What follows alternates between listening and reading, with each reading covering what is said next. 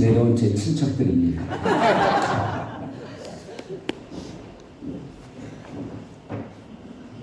지난번에 한번 왔다 갔는데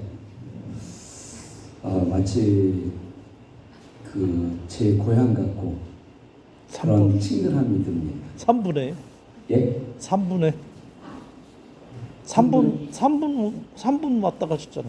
지난번에 지난번에 내려올 때 2시간 반, 올라올 때 2시간 반. 머무는 시간이 한 30분. 그럼 5시간 반 동안 있었습니다. 정신병에 나와. 토론회 나오면 저한테 박살납니다.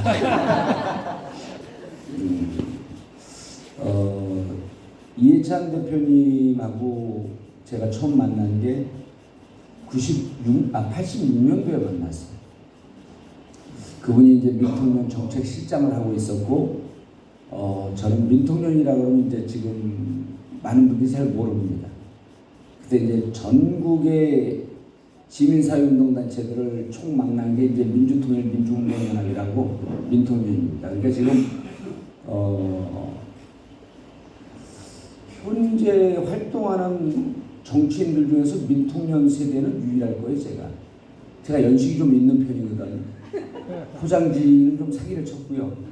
내용물은 좀 연식이 있습니다. 그리고 이제 그 다음 세대가 89년도에 결성된 민통년이 해체되면서 전민련이라고, 아마 이춘희 우리 시장님은 좀 아실 거예요. 전국민족민주운동연합이라고 전민련인데, 그때는 이제 제가 다 그쪽 두 단체에서 편집 기획실을 하고 있었고요. 이해찬 대표는 주로 이제 정책 쪽을 맡고 있었고, 전민련 세대는 지금 몇 명이 있습니다. 이인영이 전민련 세대고요. 민병두 의원이라고 있습니다. 전민련 세대. 그리고 저쪽에 이제 김성식, 정택은, 민통년 할 때 이제 우리 민통년 중앙 말고 서울 민통년에 의장했던 분이 이재호. 그래서 지금 어디 토론에 나가서 저하고 자꾸 묶으려고 그러거든요. 이재호 어른하고 형님하고. 근데 안 하려고 그래요. 왜 그러냐면 BBK 때문에 안 하려고 합니다. 그분이 제가 이제 외대 영어과 나왔으니까 아주 그냥 문과입니다. 저는 태생이 문과고 석사도 교육학을 했으니까 문과인데 카이스트에서 또 공학을 했어요. 석사를. 그게 이상한 뇌를 갖고 있습니다. 이과 문과를 왔다 갔다 하는데 나이가 들면요, 뭐 이재호 대표가 변절했다고 얘기는 안 할게. 이제 입장을 바꾼 거 아닙니까? 운동권 아주 극좌로 있다가 극으로 갔으니까. 그런 분들이 나이가 들면, 정신이 아주 이상해지거나, 계속 자기가 바꾼 사상에 대해서 확신을 갖고 있기 때문에 점점 더 극우화됩니다. 그런 분이 경기도지사 했던 김땡수, 이름 실명하면 안 됩니다. 녹음하시는 분이 계세요. 김땡수라고 하는 분이 있고, 근데 이재호 선배님을 제가 방송 나올 때 다 보면서 분석을 해보면 두 종류 중에 아주 소수가 어떤 증상을 보이냐면, 원래 자기가 어렸을 때 갖고 있던 양심의 세계로 돌아가는 분들이 있어요. 아주 극소수입니다. 이걸 이제 저쪽에서는 미쳤다고 하고 우린 정상이라고 봅니다. 이재호 선배님 그런 경향을 보이는 것 같아요. 그래서 그 판단의 잣대가 자기가 어렸을 때 봤던 그 세계로 돌아가는 것 같아요. 그래서 이제 저하고 붙으면 제가 BBK로 억울하게 감옥 갔다 온 걸 그분 표정을 보면 압니다. 그 이번에 헌정에서 만났는데 저를 보더니 막 도망가요. 왜? 억지로 감옥을 놓으니까. 근데 이 얘기를 왜 했는지 모르겠는데, 어쨌든 그때 민통년 하면서 이재호 의장이 있었고, 그러니까 이해찬 대표하고는 자그마치 그럼 한 40년 됐나요? 그래서 이제 여기가 더욱 좀 친밀감이 있고, 그 다음에 이춘희 시장님은 죄송합니다. 선배님한테 이런 말씀 드리면 안 되는데, 병아리 시절 초선시장에서 재선 넘어갈 때쯤일 거예요. 아마 기초단체장 중에 제일 잘한다 그래갖고, 그때 제 팟캐스트가 한번 나오면 200만 볼 때, 그때 우리 팟캐스트 나가고 그 한번 얘기를 했는데, 제가 이제 그 야인 생활이 지금 16년 차거든요. 그 야인 생활 오래되면 공부를 많이 합니다. 또 공부 안 하고 게으르게 있을까봐 또 이명박이가 감옥도 넣어줘요. 감옥 가면 철학 공부합니다. 그래서 지금 철학책 쓰고 있어요. 그 다음에 조금 또 정신 못 차릴 것 같으니까 2018년에 가짜 미투에 걸려갖고 4년 동안 세상에 못 나옵니다. 그때 또 철학 공부합니다. 대학원 다니고 박사과정 다니고. 그런데 그래서 제가 어느 정도 내용을 하는데 이춘희 시장님 인터뷰하고 깜짝 놀랐어요. 현존하는 정치인 중에 이렇게 내공이 탄탄한 사람이 대한민국 정치사에 잘 없습니다. 이해찬 대표요? 아주 훌륭한 분이거든요. 근데 지금 이렇게 말씀하시는 거 보면 정치권에 와서 경험이 축적되어 있지 정치 철학의 근간은 운동권 시절에 다 축적이 됐던 거예요. 근데 현실 정치를 하면서 이렇게 내공을 쌓는 분이 있네? 그래서 이춘희 시장님의 그 컨텐츠 보고 깜짝 놀랐습니다. 이제 앞으로는 우리 이제 강 의원님을 알았으니까 점점 더 이제 강 의원님의 다음 오늘 처음 보자마자 놀랬다고 사기치는 거 아니에요? 앞으로 이제 우리 강 의원님의 내공을 보고 놀래는 그런 정치인이 되겠습니다. 근데 어쨌든 무척 친근감이 있어요. 제가 이 말씀을 왜 드리냐면 주위에서 우리 비판하는 분들에게 입장을 바꿔놓고 생각해보세요. 여러분이 가서 설득을 합니다. 그분을. 한 번 갔을 때 설득이 되겠어요? 두 번, 세 번 보면 그분이 친근감이 있을 거 아니에요. 여기 다 정치하는 분들 아닙니까? 설득의 방법을 알려드릴게요. 간단하게. 10% 얘기하고 90%를 들으십시오. 얘기할 거 하나도 없습니다. 다 합니다, 서로. 근데 많이 들어주잖아요?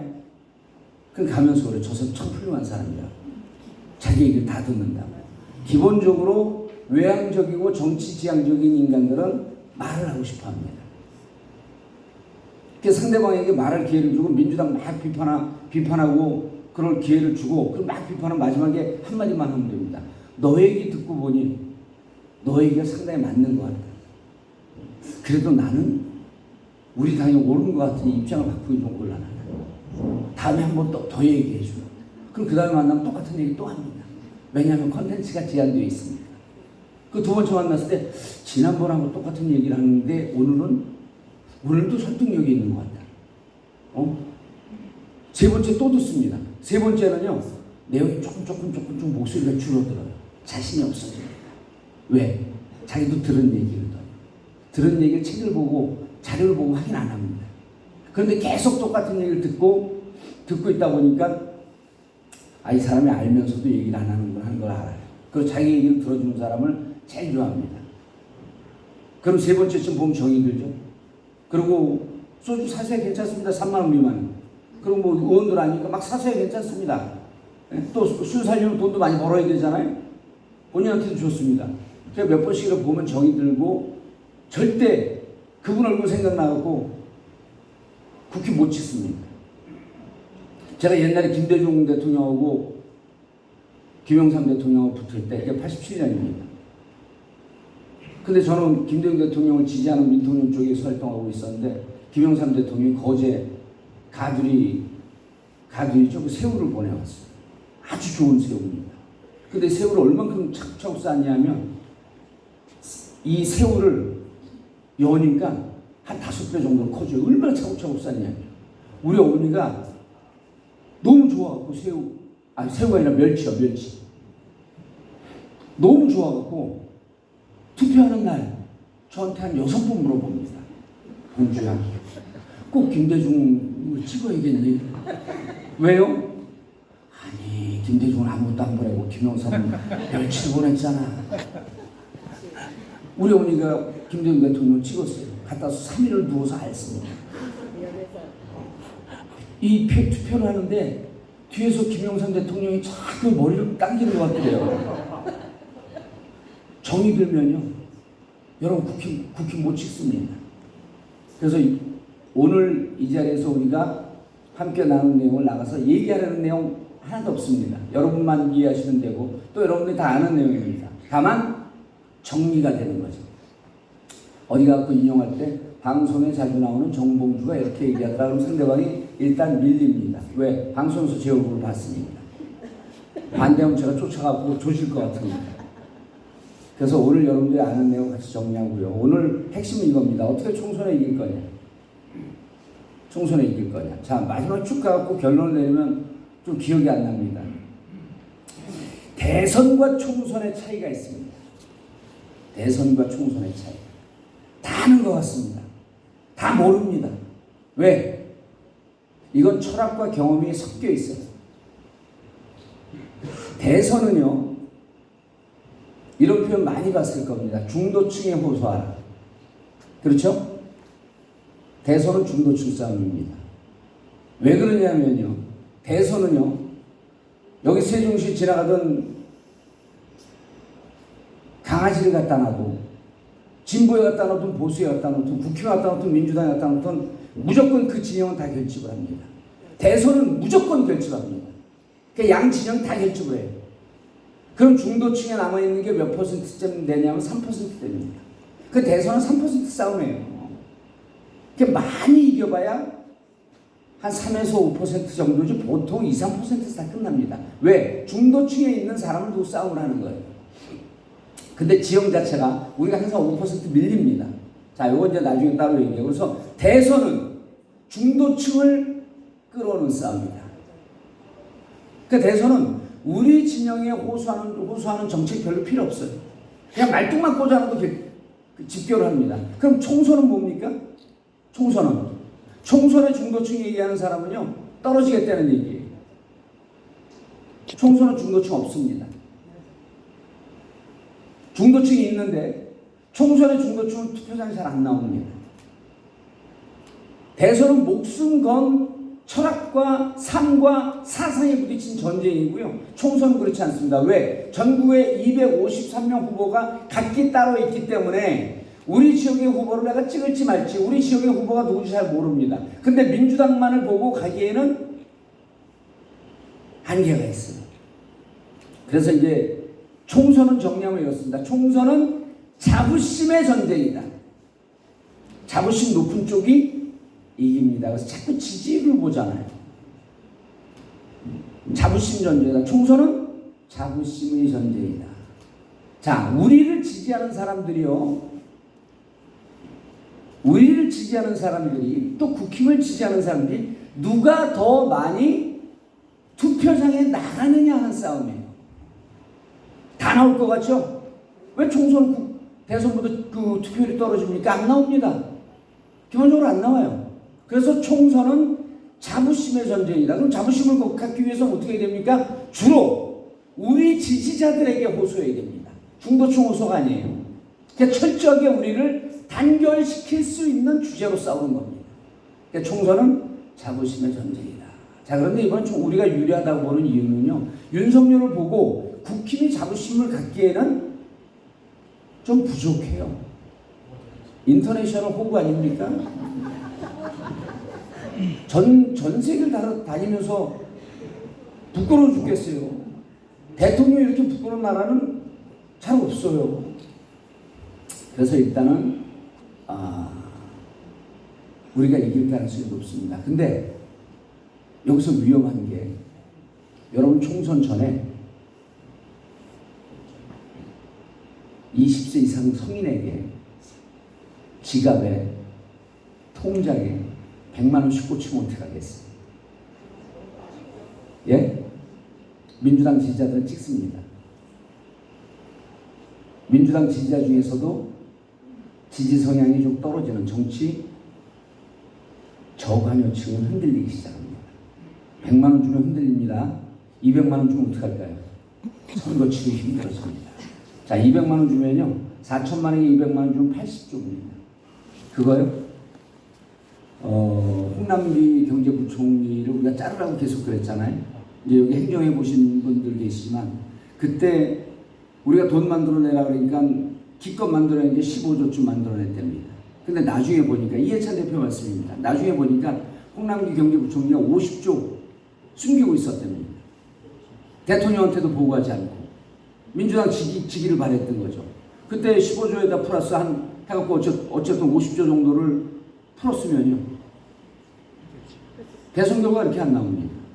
그 무슨 얘기냐면, 우리 국가 예산이 지금 이래저래 갖고 세수가 좀 줄긴 했지만 50조 푸는 거 일도 아닙니다. 80조 푸는 거요? 조금 어렵지만 합니다. 나라에 망하든 말든 자기들 총선에서 이기고 재집권의 길로 간다 그러면 윤석열이나 윤땡열 제공을 할 것 같아요. 그래서 이제 우리는 자부심을 끌어올리는 전쟁을 하고 저쪽은 돈을 푸는 전쟁으로 붙을 겁니다. 자, 이게 결론이에요. 그럼 이제 어떻게 할 거냐? 그걸 이제 자세히 말씀드리겠습니다. 대충 보이죠?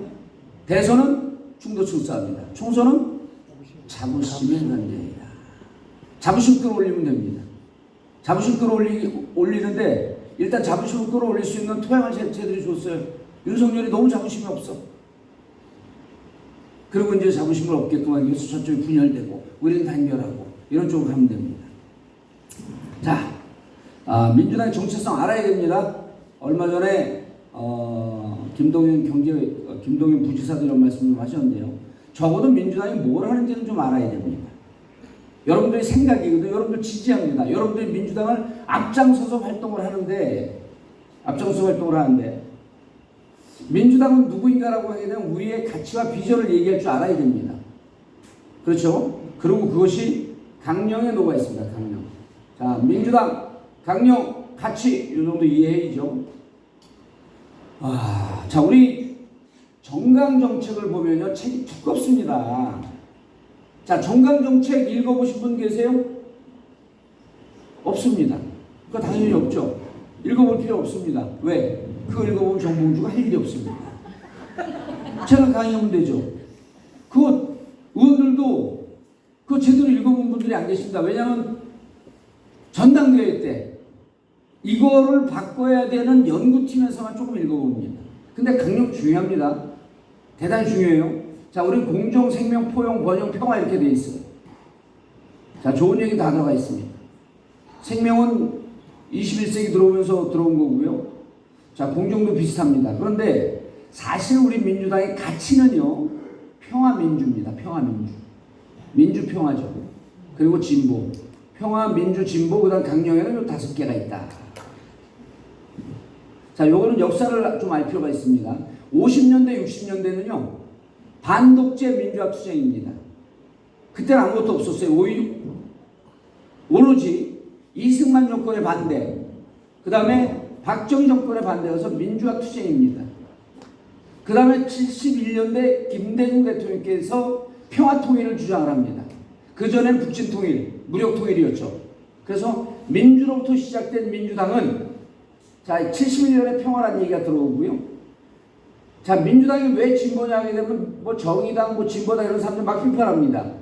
그럼 우리가 얘기하면 돼. 웃기는 소리 하지 마라. 2010년 뉴민주당 플랜 발표하면서 진보적 가치를 새로운 기조로 세웠습니다. 그러면서 민주당은 이제 아주 오른쪽에서부터 왼쪽까지 스펙트럼이 다양합니다. 그래서 민주당이 수박이 많다고 비판하는 분들 수박 당연히 많아야 됩니다. 왜냐하면 오른쪽 성향을 갖고 있는 분들이 어디에 동의합니까? 중산층과 서민의 정당을 표방하면 여기에 동의하는 분들 다 민주당 활동하면 됩니다. 그리고 좀 오른쪽에 가 있어도 관계없어요. 중산층과 서민의 정당, 저쪽은 1% 귀족 정당입니다. 재벌을 위한 정당 아니죠? 그래서 중산층과 서민의 정당을 표방을 하고 진보, 민주, 평화 요 세 개는 얘기해둬야 됩니다. 그런데 이렇게 얘기해 놓으면 자, 민주당이요. 왜 중요한가라고 하는 것은 다음 쪽에서 얘기합니다. 근데 민주당이 무척 희망이 있어졌어요. 여기 계신 이제 우리 고모님들 오랫동안 30년, 40년 동안 민주당 활동하신 분들이거든요. 이분들에게 정말 감사하고 고마워야 됩니다. 특히 이 지역에서 하시는 분들은요. 여기는 세종시 들어서기 전에는 민주당 얘기하면 빨갱이라고 평가받던 지역. 조치원 지역 아닙니까? 여기가? 우리 매형이 조치원 사람인데 아르테시 출신인데 저도 어렸을 때 결혼하고 저도 빨갱이라고 그러더라고요. 그랬죠. 저는 내 몸에 빨간 건 없다. 나는 피조차도 파란색이다. 왜? 인생이 파란만장. 인생도 파란만장하잖아요. 파란색입니다. 제 마음속에 파란색 만장이 있습니다. 그래서 인생이 파란만장합니다. 자, 그런데 여기 빨갱이라고 하는 지역인데 고모님들께서 30년, 40년 동안 여기서 활동할 때 민주당 입당해달라고 종이 갖고 다니면서 종이 입당원서 다 받았어요. 지금 어떻게 합니까? 지금은요. 당원이 질적으로 바뀌었어요. 민주당의 변화와 희망이 생겼습니다. 적극적으로 자진할 수 있다는 당원들이 만들어집니다. 이분들이요, 여기서 특강한다 그러면 안 나옵니다. 그런데 KTX 타고 촛불 집회는 나갑니다. 그 새로 입당한 당원들의 특징이 자발적입니다. 이거를 이제 전문 정치학적으로는 이렇게 뉴 리버럴이라고 해요. 뉴 리버럴, 좌파 신진보. 그 다음에 기질적으로 노마드라 그럽니다. 유목민은 조직화되지 않고 그룹 져서 이렇게 옮겨 다니면서 자기가 지지하는 성향. 근데 일단 민주당까지 입당하게 되면 국힘을 안 갑니다. 국힘에 이번에 들어갔던 친구들이요, 지금 유튜브 보면 재밌는 게 있는데 유튜브에서요 국힘 지지자가 최근에 이재명 지지자로 많이 바뀝니다. 거기가 벼랑하나 이름 기억이 안 나는데 또 거기 가면 정봉주가 신입니다. 예? EQ 채널. 아, 정확하게 기억하고 계세요. 저분 많이 보시는 분이에요. 고문입니다. 근데 저분도 나이가 어려요. 아까 화장실에서 만났습니다. 그 서로 족보 다 깠어요. EQ 채널은 홍준표를 지지했던 분들이에요. 근데 홍준표 안 되고 윤석열이 되니까 그때부터 윤석열을 욕하기 시작합니다. 윤석열을 욕하기 시작해갖고 슈퍼챗을 많이 못 받아요. 그러다 보니까 어느 날 느닷없이 이재명 칭찬하기 시작을 해요. 왜? 대안이 없으면 유튜브도 안 봅니다. 뭔가 희망적인 길을 줘야 돼요. 그러니까 계속 윤석열 공격을 하면서 이재명 봐라 하면서 이재명을 빨기 시작을 해요. 이재명 칭찬하기 시작을 합니다. 그래서 제가 그걸 보고, 저는 이제 보수 채널도 다 보거든요. 보고 너무 재밌고 아무 내용이 없어요. 2시간 동안 박수만 칩니다. 왜 박수 치냐면 슈퍼챗 쏴주는 분들 감사합니다, 고맙습니다, 네 누구니, 그러다가 윤석열 대신 그러고 욕하고 또 계속 그만 2시간 동안. 근데 이게 중독성이 있었고 2시간 동안 끊지 못하고 우리 집사람이 그걸 뭘 그렇게 봐요? 자기도 봐봐. 조금 있다 우리 집사람도 박수 치는 거 보는 거예요. 근데 2시간을 보고 있으면 세뇌가 돼. 윤석열 나쁜 놈, 이재명 훌륭한 분. 그런 사람들이 많이 늘었어요. 여러분 정규제 아시죠? 보수 진영의 정규제. 왜냐하면 탄핵 때 박근혜 대통령이 유튜브에 가고 인터뷰한 게 정규제 채널입니다. 그래서 정규제 TV. 그분이 펜앤마이크라고 하는 언론사도예요. 그래서 제가 저쪽에 정보를 할 때는 펜앤마이크 들어와서 딱 기사 보고 EQ 채널 보고 그 정규제 TV 보고 그러는데, 정규제 TV는요 윤석열한테 멀어졌다가 요즘 다시 또 윤석열 지지하다가 또 멀어졌어. 왔다 갔다 합니다. 그런 거 뭐냐면, 우리 쪽은 그런 경향이 안 보이는데 이렇게 자발적으로 하는 사람들이 그룹 때로 몰려다니는 노마드, 유목민적 성격을 보이고 있다라고 하는 게 21세기 정치 지지자들의 특징이에요. 그러니까 그러면 어떻게 해야 되냐? 자발적으로 들어온 분들에게는 우리가 정말 이들이 만족할 만한 정책과 정치를 잘해야 됩니다. 그래서 저는 수박이다라고 하는 부분 비판해도 다 괜찮다는 거예요. 그리고 그렇게 비판받는 분들이 저들이 왜 비판하지? 나는 그럼 내 고유의 정체성이 있는데 저분들과 조응하기 위해서 내가 조금 더 개혁적인 정책에 뭘 할 수 있을까라고 서로 반성하면서 묶이면서 사는 거거든요. 근데 수박이라고 욕한다고 나 수박 아니니까 여름철에 수박도 안 먹겠어. 이렇게 경직된 자세로 나갈 필요가 없다는 거야. 비판하는 분들도 너무 격하게 비판하지 말고, 그럼 막 문자 보내는 건 나는 하나 보내지만 받는 분들은 3,000개 받잖아요. 그 죄 없는 핸드폰은 왜 깹니까? 의원들만 핸드폰 밟아버리잖아요. 열받아갖고. 그런 거 하면 안 돼요. 그런데 자 보세요. 조선일보에서 TV조선에서 개딸을 쉬지 않고 욕을 합니다. 양아들은 좀 덜해요. 양아들은 이 결속력이 좀 떨어집니다. 개딸은요, 저쪽에서 많이 욕을 하면 우리 쪽에서 훌륭한 거예요. 많이 욕하죠. 개딸이 두려운 겁니다. 왜? 자발적으로 입당해서 자발적으로 단결을 하고 있으니 무서운 겁니다. 이분이. 국힘 쪽에는요, 보수 쪽에는 없어요. 그런 사람들이. 그냥 막 욕하고 슈퍼챗 받으려고 그러는 사람들만 잔뜩 있죠. 없습니다. 그래서 자발적 결속과 지지는 민주당이 훨씬 높기 때문에 이들을 욕을 합니다. 자, 이분들 돈 달라고 했어요, 민주당이? 아니죠. 민주당이 무슨 혜택 달라고 그랬습니까? 이분들은 대한민국이 조금 더 나아지길 바라는 마음에서 직장 월차 내면서 집회 나오고, 월차 내면서 민주당 앞에 나와서 민주당 의원들을 지지하고 이재명 대표를 지지하는 주의밖에 없습니다. 왜 이분들을 비판하죠? 너무 격하게 하는 건 충분히 제가 객들 갖고도 여러 번 특강하잖아요. 너무 격하게 하지 마. 격하게 하면 떨어져 나간다. 자, 제가요, 객단, 그 다음에 개아줌마, 개할미, LA 갖고 연초에 LA 갔어요. 애들이 거기 있었고 이제 LA 갔는데 중국집에서 그분들도 셋이 아버님하고 부부가 앉아 있는데 LA에서 노동하시는 분들 같아요. LA 노동하면 하루 일당이 뭐 40만 원, 50만 원이니까 우리보다 낫죠. 근데 중국집에서 이렇게 식사를 하고 나가시면서 정봉주 의원 맞으시죠? 예, 맞습니다. 그러니까 좀 어려 보이셔서 동생이 오신 줄 알았어요. 근데 나가면서 중국집 우리 꽤 많이 먹는데 식비를 다 내고 나가요. 그러면서 뭐라 하냐면 양아들입니다. LA에서 음식점 줄을 쭉 서 있는데 지나가던 아주 이렇게 고상하게 생기신 할머니 세 분이 의원님 화이팅입니다. 아, 예, 감사합니다. 그러니까 개할매예요. 이런 분들이 민주당이 지지고 이분들이 자발적으로 들어서 민주당을 받쳐주는 힘입니다. 그래서 그분들이 적극적으로 비판한다고 그래도 의원들 비판받는 의원들 속상해하지 마세요. 할 필요 없습니다.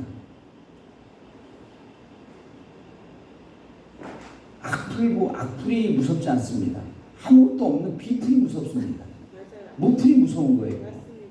그래서 이분들이 조금만 잘하면 살짝 예를 들어서요. 이번에 이제 뭐 좀 떨어지긴 했지만 홍익표 의원이 인터넷에 오게 되면 재방송 나오게 되면 조회수가 3분의 1, 25%를 뚝 떨어져요. 왜? 계속 댓글 답니다. 수박이라고.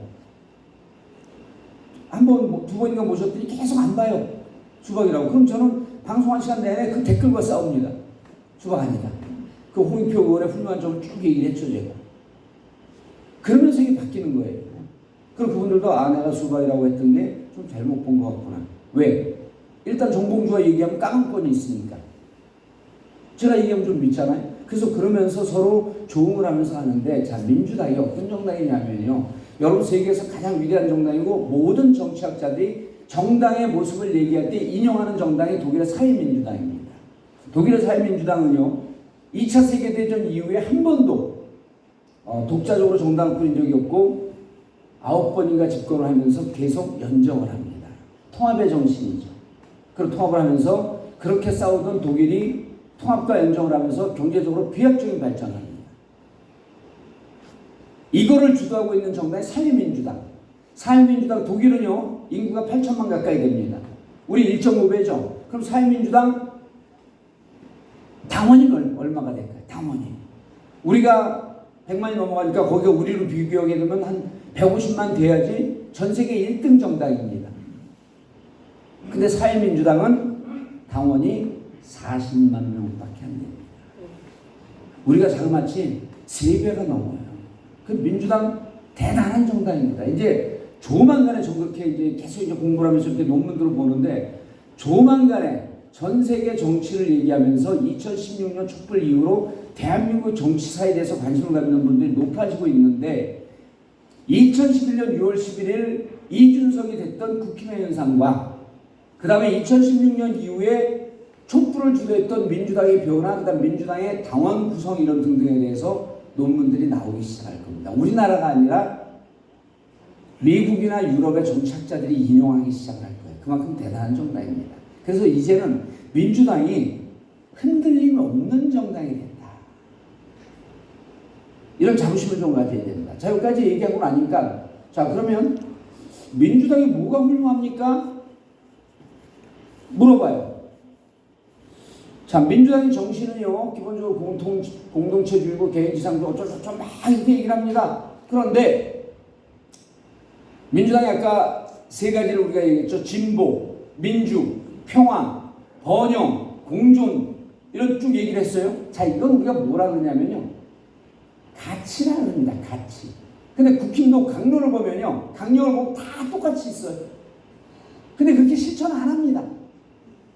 실천 안 해요. 그리고 거기는 그 양무순찬 이번에 최고위원된 청년 최고위원된 친구가 이준석 계로 있다가 자리를 주니까 그날서부터 윤석열 계가 돼요. 자리를 주니까 연봉 한 2억 5천짜리 줬다고 제가 들었어요. 그랬더니 그날부터 이준석을 씹기 시작해. 아, 이 사람들은 우리하고 좀 다른 뭐가 있구나. 이해타산을 중시하는 집단이다. 그러니까 이득이 되면 언제든지 계보도 바꿀 수 있고 언제든지 몰려갑니다. 이걸 이해중심 집단이라고 그래요. 우리가 얘기했던 건 뭐냐면 대의 명분입니다. 가치죠. 자, 여러분 가치의 반대 개념이 뭘까요? 이해입니다. 이렇게 얘기하는 사람은 아, 잔대가리 잘 돌아가는 분이에요. 자, 가치에 반대되는 개념은 여기 있죠. 여기 있죠. 가격입니다. 가격. 자, 가치, 정의, 민주, 평화 돈으로 살 수 있을까요? 돈으로 살 수 있어요? 그래서 우리 민주당을 보고 마이클 샌델 교수가 책을 씁니다. 돈으로 살 수 없는 것들을 지키는 민주당이 있다.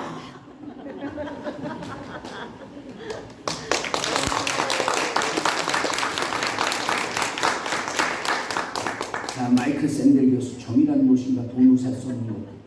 여러분 오늘 가고 현재 사람들이 묻습니다. 중도층에 있는 분들이 가서 정봉주에게 무슨 교육을 받고 왔습니까? 뭔지 기억은 나지 않지만 적어도 이 두 개의 책은 다 읽었다. 마이클 샌델 정의란 무엇인가 돈으로 살 수 없는 것들 이거 책 3번 4번 본 사람들도 정리하라고 뭐 정리 못해요. 자, 가치는 돈으로 살 수 없다. 가치는 이익보다 우수하다. 자, 우리는 가치를 지향하는 집단, 이익을 중시하는 집단 어디가 더 위대합니까? 가치. 이거요. 중도층에 와서 얘기해보세요. 깜짝 놀랍니다. 언제부터 그렇게 철학 공부를 했어? 자, 그런데 그냥 우리가 마이클 샌델 교수만 얘기하니까 좀 부족한 것 같아. 공자가 논어에서 이런 얘기를 합니다. 군자라고 하면 인간이 가장 완성되는 거 대인 위입니다. 소인 대인 구분할 때요. 대인보다도 위가 군자입니다. 군자는 인간으로 태어나서 시대 반열에 도달한 사람이에요. 군자는 의에서 삶의 본질을 깨닫고 소인은 여기 있죠, 여기. 이라고 쓰고 국힘이라고 읽는다. 이익으로부터 삶의 본질을 깨닫는다. 자, 논어에 나오는 공자 논어. 그래서 요걸 쭉 찾으면 논어의 2인인가 어느 편에 나와요. 그건 여러분들이 알아서 찾으세요. 그러면 오늘 여러분 뭐 봤습니까? 마이클 샌델의 2권의 책을 독파했고 공자의 논어. 이거 함락한 사람들 보기 힘들죠? 여러분 다 봤습니다. 이게 핵심이에요. 그래서 우리는 이익 중심 집단이 아니라 이해 중심 집단입니다. 자, 그래서 여러분들 이래서 이제 구분이 되는 거예요. 이래서 구분이 되는 게 10월 29일 이태원 참사 생겼을 때, 2014년 4월 16일 세월호 참사가 생겼을 때 어떻게 비판합니까? 국힘에서 소풍 가던 애들 죽은 걸 왜 국가가 책임집니까? 그 다음에 미국 놈들 귀신 노름하다가 죽은 걸 왜 국가가 책임집니까? 미국 좋아하다가 그럴 때 또 미국 놈들이라고 해요. 미국 엄청 좋아하잖아요. 그럴 때 또 미국 놈들이라고 합니다. 그런데 여러분들 생각해 보세요. 배 안에 갇혀갖고 피지도 못하는 97년생 우리 아들과 동갑내기들입니다. 그들이 거기서 아무것도 하지 못하고 엄마 아빠를 부르면서 죽어갔을 때 맹자가 얘기했던 공감의식이 있는 책임지심이 있는 사람들이라고 한다면 그 슬픔으로 잠을 못 잡니다. 여러분들 중에 지금 많은 분들이 그 트라우마가 있습니다. 이번에 세월호 때는 관심을 갖고 있다가 이태원 관심 안 가진 분들 계세요. 자책하지 마십시오. 본인 마음속에 있는 트라우마 때문에 심리적으로 그쪽에 관심 못 갖도록 내가 살려고 밀어낸 겁니다. 저도 이태원 한 번도 못 갔어요. 세월호 트라우마 때문에 못 버티는 겁니다. 그래서 우리는 이렇게 얘기합니다. 국힘은, 보수는 모든 것을 개인의 책임으로 돌립니다. 수학여행 안 갔으면, 그리고 자기가 잘 살아나왔으면 끝날 일을. 그럴 때 우리는 뭐라고 얘기합니까? 안전을 조금만 중시했습니다. 경찰 병력 7,000명이 윤석열 집 앞에 가지 않고 이태원에 뿌려져서 이 아이들의 생명이 윤석열만큼 중요하다고 하는 것을 알았다면, 그래서 여러분들이 이태원 참사를 보고 세월호 참사를 보고 더 고통스러워하는 것은 여러분들 마음에 뭐가 있기 때문에? 의가 있기 때문에 그렇습니다. 그러나 이것은 개인적인 문제로 따지는 이해중심 집단은 이런 겁니다. 월드컵 4강 올라가면 월급 올라갑니까? 이렇게 얘기해요. 월드컵 16강 본선 올라가면 아이가 취직이 잘 돼요. 그런 사람들한테 이렇게 답하면 됩니다. 안물안궁. 물어보지도 않고 궁금하지도 않다. 너하고 말 섞고 싶지 않다. 그런 사람은 이 전두엽 구조가 달라갖고 얘기가 안 됩니다. 자, 민주당은 왜 훌륭하냐? 우리가 문제가 있을 때 개인의 문제로 돌리지 않고 38도 떼약 끝에서 폐유지를 주우면서 폐신문제를 주우면서 리아크 끌고 가는 사람이 있으면 왜 우리 국가는 저 노인네를 보살피지 못했나? 그리고 민주당 시장들은 왜 저분들을 우리가 조금 더 복지 사각지대에 놔뒀는가라고 하면서 자책을 할 때 국힘 사람은 벤츠를 타고 에쿠스 EQ를 타고 가면서 그렇습니다. 애들한테 이렇게 교육을 시켜요. 젊었을 때 노력하지 않아서 폐유지 줍고 다닙니다. 노력해도 실패하는 사람 어떻게 할 겁니까? 그래서 여러분들의 가치는 국힘보다 적어도 이런 측면에서 낫다. 자부심을 가져야 됩니다. 총선은 무슨 싸움이라고 했죠? 자부심의 전제입니다. 민주당이 그냥 민주당 지지하는 게 아니라 민주당이 위대하다라고 하는 생각을 구체적인 사례를 갖고 시시각각 되새겨야 됩니다. 그리고 그러한 우리 민주당이 다소 마음에 들지 않는다고 할지라도 의원들이 활동하고 있는 부분은 우리 가족의 일원이라고 하는 것을 잊지 말아야 됩니다. 그 자부심이 높아지면요. 확신과 신념이 높아지면 확신과 신념은 가장 전염성이 높은 정신질환입니다.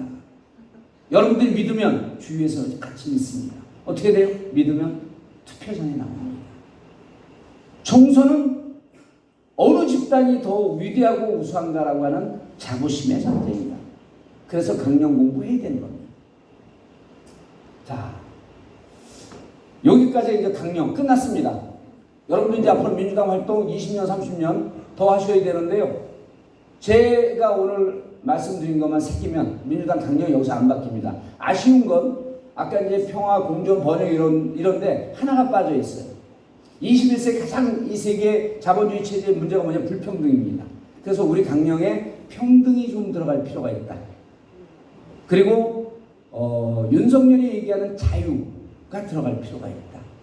여러분 영국이 얘기하는 자유와 대륙 프랑스가 얘기하는 자유가 다릅니다. 윤석열이 얘기하는 건 영국의 자유예요.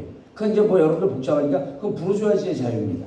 기득권의 자유를 얘기하는 게 계속. 근데 우리가 얘기하는 자유는 모두의 자유입니다. 그래서 우리 강령에는 자유와 평등이 좀 들어갈 필요가 있다라고 하는 생각을 좀 하고요. 자, 국힘 폭력적입니다.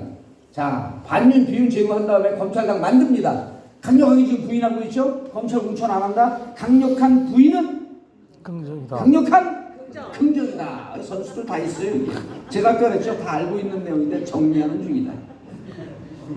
자, 야당 존재 부정입니다. 이재명 정치 생명 끝한 겁니다. 자, 그럼 이제 우리는 여기서 토론을 해봐야 돼요.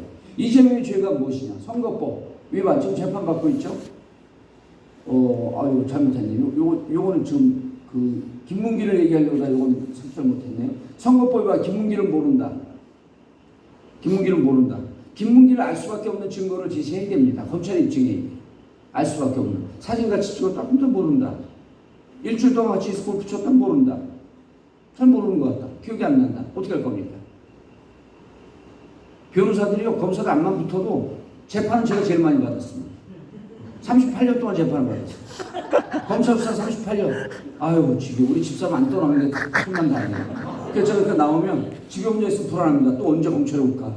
그럼 나오면 항상 1시간 뒤에 전화를 해요. 아무 일 없지? 뭐 등교 펴놓은 거 없지? 그거 달래줍니다.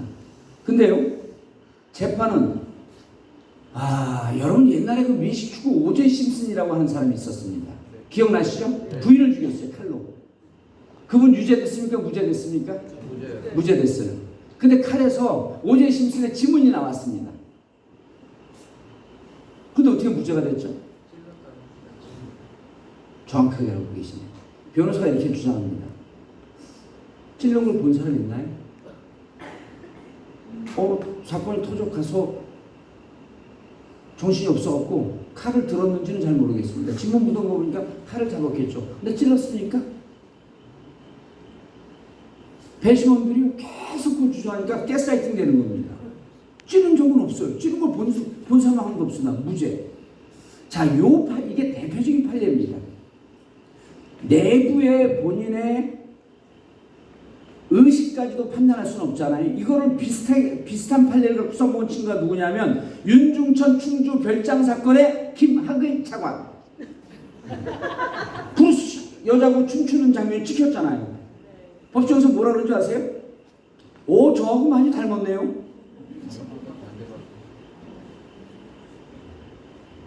미치잖아요.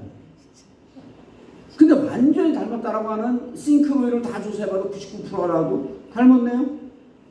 그분이 거기서 춤추고 있는 것을 봤다라고 직접 하거나 동영상을 낸 더 결정적인 증거가 없었던 거예요. 오제 심슨 사건랑 똑같습니다. 제가 이 말씀을 왜 드리냐면 내부의 심리까지도 선거법 위반으로 재단할 수 있을까? 물론 저는 이제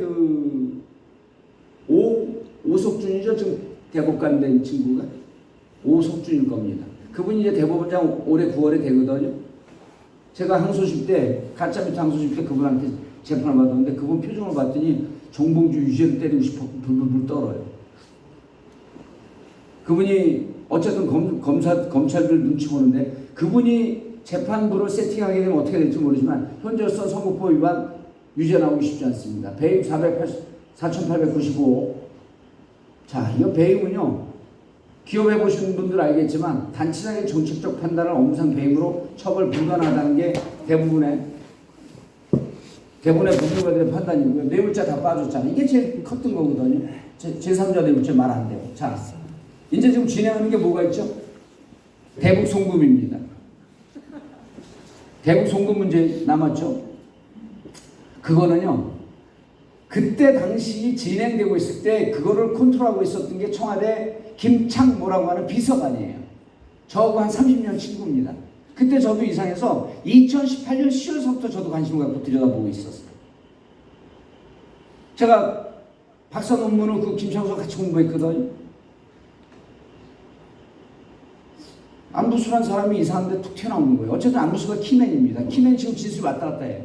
그래서 대북 송금 문제도 제가 보기에는 이재명, 지금 이화영은 그거로 재판을 받는데 이재명을 거기다 이재명 대표가 거기다 엮기 쉽지 않다. 그래서 어쨌든 지금 전체적으로 검찰을 총동원 해갖고 하고 있는데 332회라 그러잖아요. 지금 압수수색한 게. 제가 보기에는 이재명 대표를 어느 쪽으로도 걸기가 좀 쉽지가 않다. 다만 여론 재판을 하려고 그랬는데 너무 오랜 동안 밀어붙였어요. 그러니까 너무 많은 사람들이 이미 그러려냐고 보고 있습니다. 잘 버틴 겁니다. 이재명 대표 혼자 버틴 게 아니라 민주당 의원들 그리고 여러분들의 지지로 버티고 있는 겁니다. 자, 여러분 이거 중요합니다. 며칠 전에 우리 본회의장에서 183명이 찬성을 했죠. 183명 표결하는데 그 자리에 함께 큰 돌을 얹었던 강준원 의원님께 박수 한번 보내주시죠.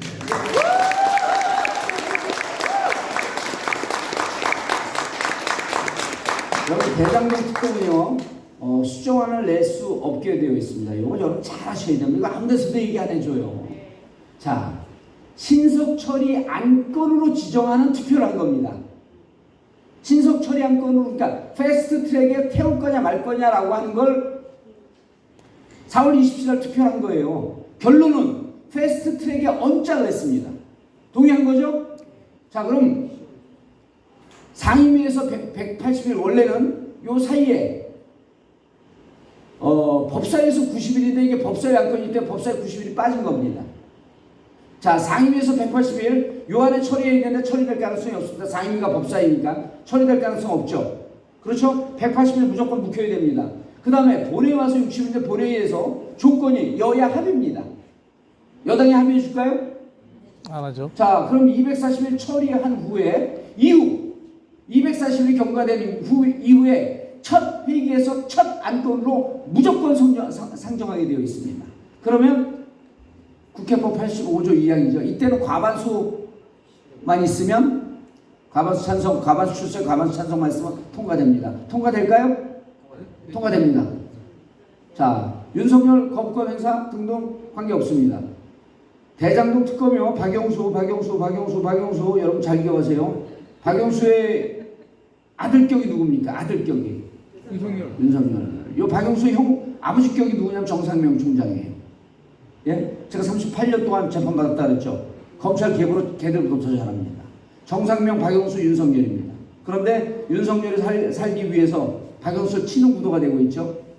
자, 박영수 혼자 죽을 것 같아요?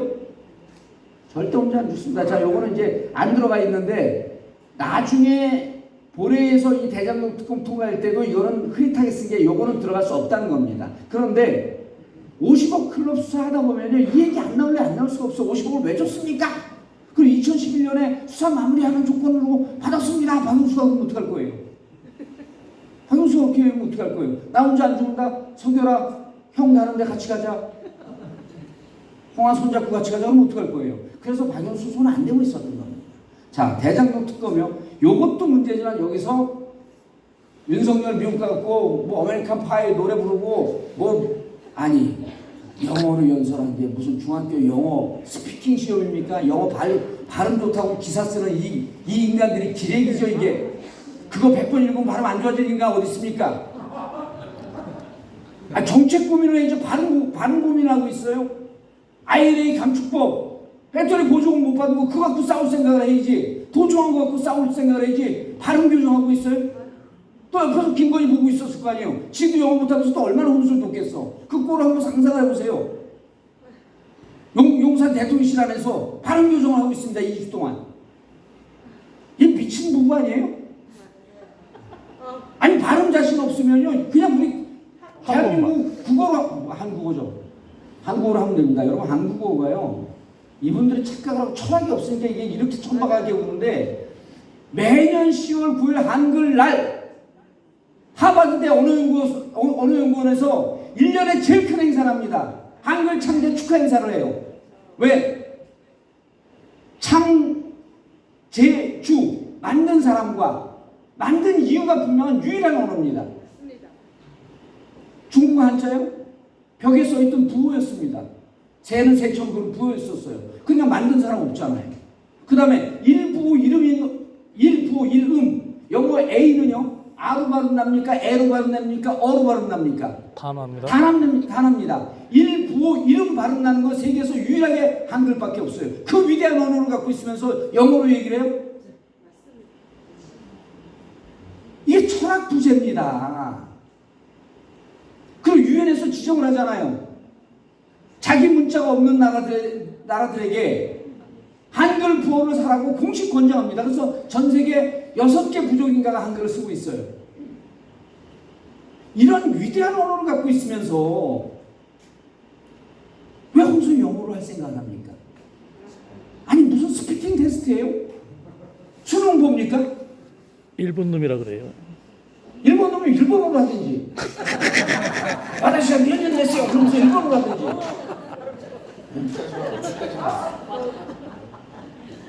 이 국민들이요 이게 여러분이 주위에 가서 얘기하셔야 돼요. 이건 누구한테 얘기하냐면 중도층하고요 국힘 쪽에 얘기해야 돼요. 야 이렇게 위대한 한국어를 갖고 왜 거기서 발음 교정할 시간에 뭐로 어떠한 주제로 미국하고 싸워서 우리 기업에게 도움을 주고 국익에 도움을 줄 준비를 2주 동안 하고 있었지 발음 교정을 하고 있어요. 제가 그걸 보고요 평상시에도 술을 많이 먹는데 더 많이 먹었어요. 이건 철학의 부재입니다. 철학의 부재는요 용서가 안 되는 거예요. 철학의 부재는 뭔지 아세요? 철학책 많이 보라는 얘기 아니에요. 살아온 인생이 그대로 반영되는 게 철학입니다.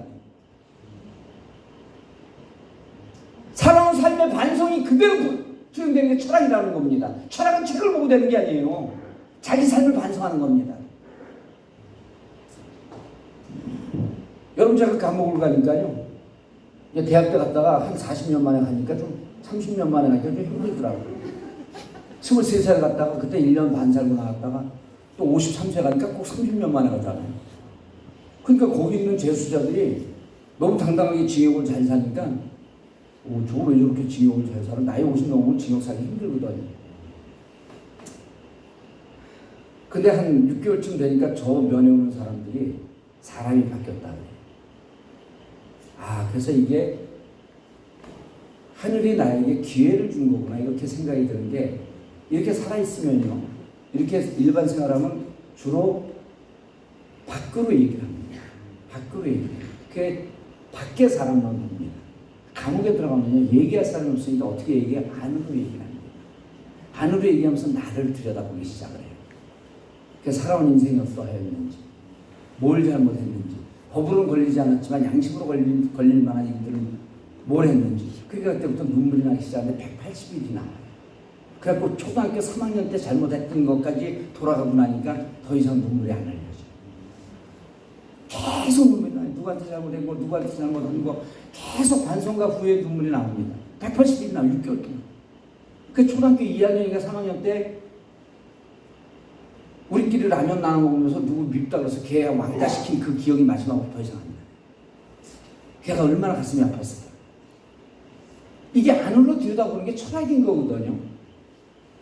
쪽보하면서 왜 이러고 있으면 어떻게 안으로 들여다볼 시간이 있겠어요? 그거 왜 쪽보하지? 여러분들 이거 얘기하면 제가 혼사실포로 갈 수 있을 것 같아갖고. 왜 그런 줄 아시죠? 쪽보하는 거. 이상한 얘기 하면서 감옥 가고 싶어요? 이게 바지 통바지 입고 다니는 게 자꾸 쓸리니까 이게 아파서 그래요. 본인이 종양 때문이라고 하면서 서울중앙지검시장 시절에 병간한 적이 있어요. 근데 이제 그거를 그때 당시 민전서 파악해봤더니 피부병이 있답니다. 피부병이 심한데 피부병이 안 나요. 여러분 피부병이 안 나는 이유 뭔지 아세요?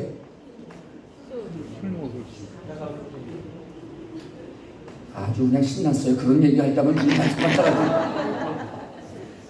미세혈관에 피가 공급이 안 됩니다. 피가 공급이 안 되는 것은 피가 끈적끈적해서 그래요. 피가 끈적끈적한 걸 뭐라 그러죠? 고지혈증이죠. 근데 그 원인은 당입니다. 당뇨.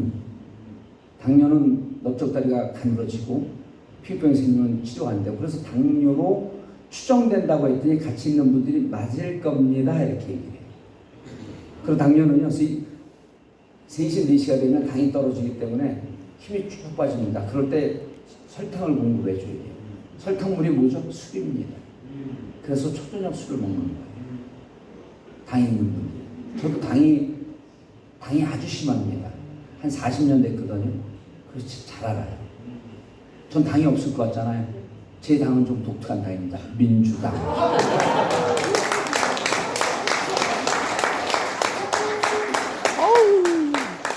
그래서 저는 저 아저씨가 안으로 자기를 들여다보는 시간이 없다는 게 철학의 부재인 거예요. 그러니까 영어로 하는 게 무척 잘난 척하는 거로 보이는, 잘난 거로 보이는 거예요. 또 그거를 박수 쳤다고 이 청와대, 저 천방한 집단을 우리가 총선에서 못 이기면 어떡합니까?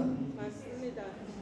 그래서 제가 아까 그랬잖아요. 그럼 보수 진영에서는 우리 친구들이 이제 이따가 얘기할 텐데 보수를 할지언정 친일은 할 수 없다 그래요. 보세요. 이 자부심을 잘 끌어올려야 됩니다. 우리 자부심의 원천이 뭔지 알아야 됩니다. 저들이 왜 쪽팔리고 우리는 왜 당당한 줄 알아야 돼요. 그럼 우리가 얘기하지 않아도 우리 지지자들이 불끈불끈 솟는 마음으로 투표장에 나옵니다. 그 다음 대선 가서 이제 중도층 싸우니까 대선 가서는 좀 유한 정책 내도 돼요. 근데 지금은 강력한 우리의 정체성과 우리의 자부심을 갖고 있는 정책으로 가는 겁니다. 자, 도이치모터스요. 여러 개 얘기하지 맙시다. 도이치모터스는요, 김건희 이름이 37에 언급됐고 계좌가 3개가 동원됐고 판결문입니다. 이 거래 중에 48건 유죄가 됐는데 이거 누가 주장한 겁니까? 검사가 한 얘기예요. 검사가. 그 검사들 지금 다 그 좌천되지 않고 영전됐습니다. 왜 영전됐는지 아세요? 좌천하게 되면 진실을 밝혀버릴까 봐. 얘들의 특징입니다. 좋은 대로 다 보냈어요. 그렇지만 이 재판에 관여하지 못하게 됐습니다. 자, 김건희 특검은요, 지금 뭐가 됐냐면 도이치모터스만 묻게끔 지금 법안이 되어 있는데, 김건희 특검은 이번에 특검법 패스트 트랙에 올린 거 보면 내용이 이렇게 되어 있습니다. 김건희 특검법은 수정안을 낼 수 있다. 수정안을 낼 수 있다. 이렇게 되어 있어요. 나이스. 이런 뉘앙스로 되어 있어요. 딱 그렇게 되질 않아. 그래서 김건희 특검은 빠진, 뭐가 빠져있죠? 코바나 컨텐츠, 허위 경력. 코바나 컨텐츠 불법 지원 의혹. 그렇죠? 경력 위조 의혹으로 해요. 그래 이제 허위사실 약 걸립니다. 자, 일단 도이치모터스요. 원래 이 도이치모터스를 알게 되면 그리고 이게 유죄가 되잖아요. 이번엔 미국 갈 때 못 갑니다. 자본시장법은요, 미국에서는요, 반국민적 범죄이기 때문에 미국에 못 들어갑니다. 복식 부기, 주가 조작 이건 미국 못 들어옵니다. 그만큼 심각한 법이에요. 그래서 거기서 아메리칸 파이 부를 때 옛날의 시절가 끝났다, 옛날에 좋은 시절 다 끝났다, 저는 그렇게 들립니다. 노래는 잘하더라고요. 연습 많이 한 것 같아요. 노래 잘하더라고요. 들어보셨어요? 우리 쪽 지지자분들 잘 안 듣습니다. 그거 들어야 돼요. 노래 잘하더라고요. 음치박치는 아니더라고요. 최소한. 저는 음치박치인데. 자, 도이치모터스요. 잘 기억하고 계십시오. 김건희 특검은 수정안을 낼 수 있게 되어 있습니다. 수정안을 내도요.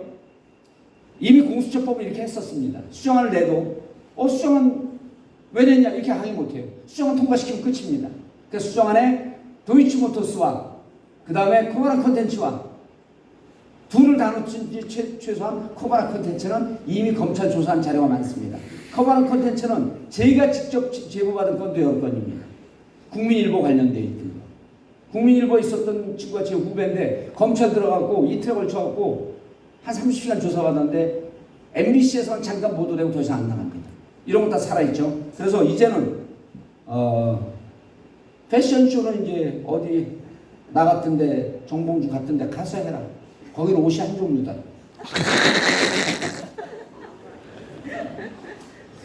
자, 친일이요. 자, 이제 윤 정권 무너뜨린 외교 리스크가 친일입니다. 첫 번째가. 여기서 이제 리스크만 따져볼게요. 강제동원요. 제3자 대의 변제죠. 셀프 변제. 이거 여러분들 잘못해 이번에 호사카 유지 교수 강의할 때 보니까요. 이거 일본이 동의 안 한답니다. 일본이요. 왜냐면 배상은 제3자 배상이라도요. 배상은 일본 측이 잘못했다라고 하는 귀책 사유가 있다는 겁니다. 그래서 우리가 우리 돈을 내서 이 피해자들한테 돈을 준다고 할지라도 배상이라고 하는 순간 일본이 잘못했다는 걸 인정하는 겁니다. 그래서 일본이 현재까지 제3자 대의변제 동의하지 않고 있습니다. 안 되는 겁니다. 또 하나 제일 중요한 게 피해자들 동의 안 하고 있잖아요. 일본 사고 없죠. 일본 해당 기업 청구 없습니다. 이거 안 됩니다. 자, 이거요. 제3자 변제 하고 싶으면 해봐라라고 우리가 민주당에서 물고 늘어줘야 돼요. 그래서 저는 민주당에 2개 팀이 필요한데 일본 팀이 하나 있어야 됩니다. 우리가 BBK 싸울 때요. 제가 BBK 단장이었고요. 그 다음에 김현미 장관 있잖아요. 김현미 장관이 그때 당시에 불법 수입, 불법 보석 가져온 거 이런 거 담당이었었어요. 그 다음에 지금 광주시장은 강기정도 팀장이었습니다. 무슨 팀장인지 아세요? 작범팀. 이명박이 자기 영포 빌딩에다가 관리인이라고 등재해놓고 딸에게 월급을 줍니다. 근데 딸은 미국에서 유학을 하고 있습니다. 또 작범입니다. 그 다음 자기 건물에다가 지하에다가 아가씨 있는 카페를 임대를 주고 아가씨 있는 집 아니다라고 거짓말합니다. 그래서 이것을 뚫고 가요. 누가? 강기정이. 작범팀. 이미지하고 딱 맞지 않아요? 저는 BBK하고 맞고 좀 우아해 보이잖아요. 강기정 만날 때마다 제가 놀립니다. 작범팀장. 그렇게 하고 우리 나눠 있었어요. 그래갖고 자기 거만 목숨 걸고 들어갔습니다. 민주당 1번 팀 필요합니다. 전문가들 불러갖고 자 대의변제죠. 그 다음 독도 좀 이따 얘기할게요. 초등학교 교과서 수록되어 있습니다. 고유영토라고 하는 게 이번에 처음 나온 표현이에요. 후쿠시마 방사능 오염수 방류 우리 여기 그 어머님들 계시죠? 이거요. 동해 서해 남해 어민들뿐만 아니라 요구하고 엮입니다. 후쿠시마 수산물 수입 3040 맘카페 엄마들 다 뒤집어집니다. 직접적 피해가 있기 때문에 이거로 이 네 가지 부분으로 민주당이 좀 물고 늘어지는 1번 팀이 필요합니다. 이거요 100% 무너집니다. 왜? 3040 엄마들은 후쿠시마 방사능하고 후쿠시마 수산물로 무너지고 독도는요 40서부터 70까지 우리 어르신들이 무너집니다. 독도는요 그 제가 아까 그랬잖아. 야 우리 친구들이 제가 강남에 이제 이렇게 그 주 생태계 가고 이렇게 식당 가면은 같이 간 친구들 의원님 그러잖아요. 그럼 식당 아줌마들이 정치에 관심 없는 아줌마들이 의원이라 그러면 국힘 의원인 줄 알아요. 저 비주얼은 국힘이잖아요.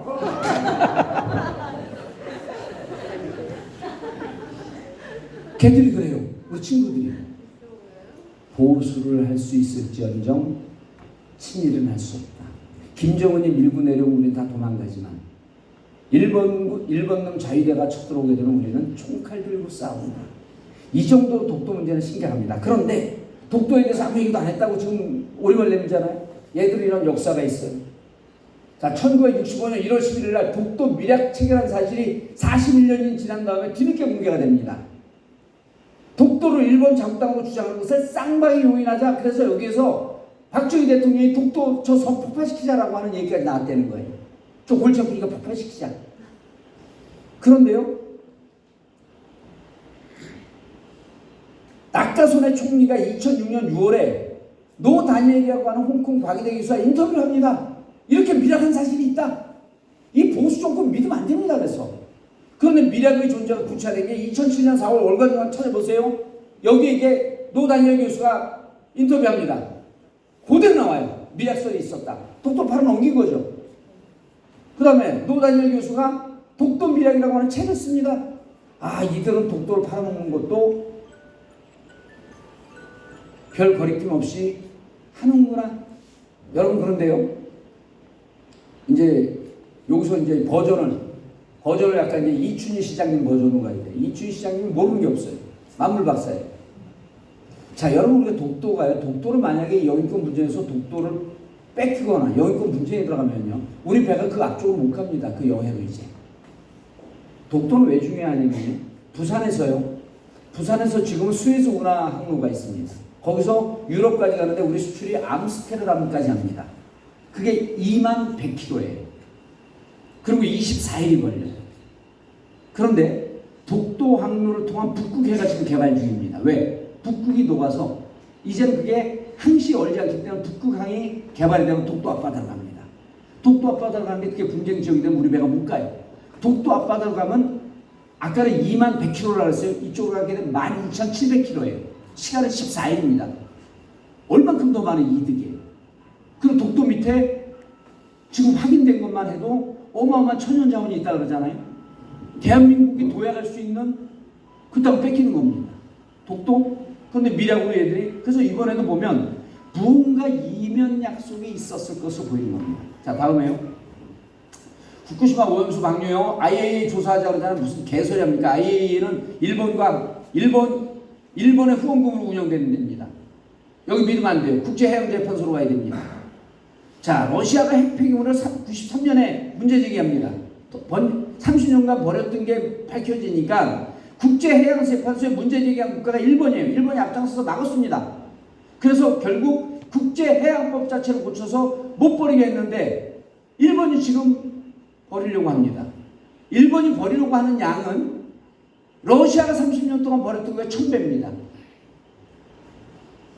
이거 놔둬야 되겠어요?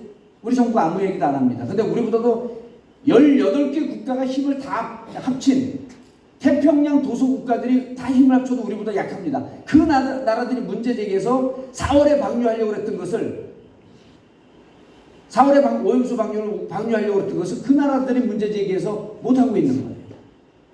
그리고 여러분 5월 21일서부터 G7 열리잖아요. 거기서 저는 정상들이 합의 안 해줄 가능성이 높다고 봅니다. 오염수 방류요. 이거 누가 막아야 됩니까? 민주당, 일본 팀이 막아야 됩니다. 어디 하고요? 아까 말씀드렸던 13개 도서국가 연대해서 막으면 됩니다. 뉴질랜드, 오스트리아 다 들어가 있거든요. 세계 중에 학자들은 뉴질랜드하고 오스트리아 다 있습니다. 그래서 그분들과 연대해서 막아야 됩니다. 그리고 막으면서 이것을 정치적으로 계속 이슈화시켜서 총선 때 우리 식단을 오염시키는 윤석열 찍을 것이냐 이렇게 얘기해요. 100만 원의 양식을 팔 거냐, 200만 원의 양식을 팔 거냐, 이거 갖고 자부심 전제가 붙여야 됩니다. 자, 미국 보세요. 아유, 참나, 이 인터내셔널 호구. 아유. 아, 인터내셔널 호구가 아닙니다. 인터내셔널 호구라고 추정됩니다.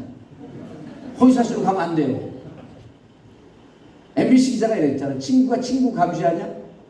답을 안 합니다. 친구가 친구 감시하냐? 예? 그럴 수 있다요. 예, 그럴 수 있대요? 그러냐 그러세요? 그렇대요.